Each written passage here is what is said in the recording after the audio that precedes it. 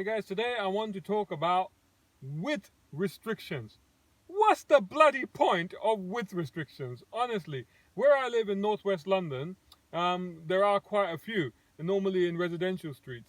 And you can understand the point that they're trying to make with those things is that they're trying to stop large vehicles such as commercial vehicles and stuff like that cutting through residential roads as a shortcut or something like that. That's fine. Now, but here's the issue with width restrictions. Most of these width restrictions, which by the way are normally, I will say in meters, they're between 1.9 and 2 meters wide. Most of these were introduced years and years and years and years and years and years and years and years and years ago, right? When cars were generally a bit smaller than what they are now, because cars over the years have been getting bigger and bigger and bigger. There are some cars that you would not be able to get through a width restriction.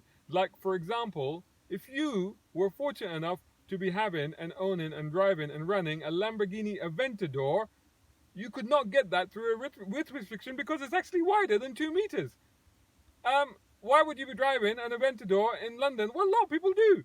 And a lot of people, actually, I've seen a few Hurricanes and Uruses.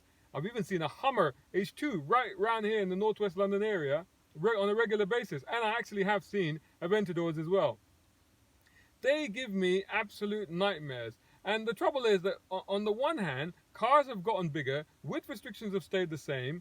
And the other thing that's happened, of course, is that wheels have gotten bigger. So bigger wheels means less rubber, means the rubber is thinner, means you're more likely to curb your wheel on the width restrictions.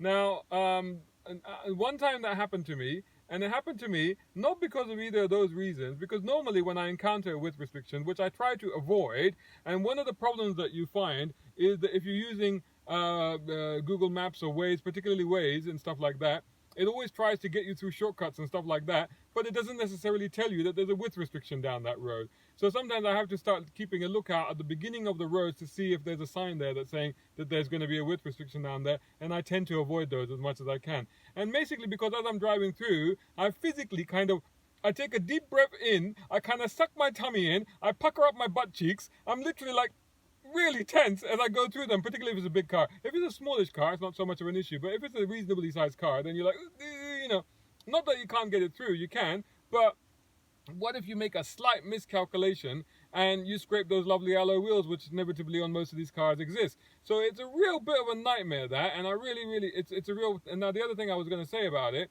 is that the one time it happened to me was that actually, it was quite a few years back, and it was in the snow. Now, there's another problem, you see. I was driving along a road, counted with restrictions, it's snowy, I can't actually see where the curbs are because there's snow there. And of course, inevitably, crunch, one of the wheels touched the curb. So, I can't say that I've never curbed a car, but I try to avoid it. I try minimize it as much as possible. In London, it becomes a very real possibility. I know as much as you look after your car, sometimes it's inevitable, but as much as possible, I try to avoid it. But with restrictions, really, seriously, can you not just look at these width restrictions and maybe just resize them a little bit, or just get rid of them altogether and just say no commercial vehicles allowed or something like that? Put speed bumps in or something like that. Slow people down, fine, no problem. But width restrictions? For God's sakes, that needs to be, you know what? Next Mayor of London, you need to sort this out. Next government bit of legislation about transport and all this, right? Look at your average Tesla. How big and wide is a Tesla, right? You want everybody to switch over to electric cars. Well, that's a big, wide car that you're going to be driving through with restrictions and scraping the wheels on those. Honestly, they are the worst idea in the world. They're horrible. I detest them. I hate them. They should just be gotten rid of. There should be like a night squad that goes out and removes them at night. Just takes like a pickaxe and just gets rid of, because some of them have like metal poles on them and stuff. That's even worse. Metal pole. It's like not even the wheels anymore. But what if you miscalculate and scrape your wing mirror or God forbid your fender? What is up with these things? Deliberately designed to destroy your car.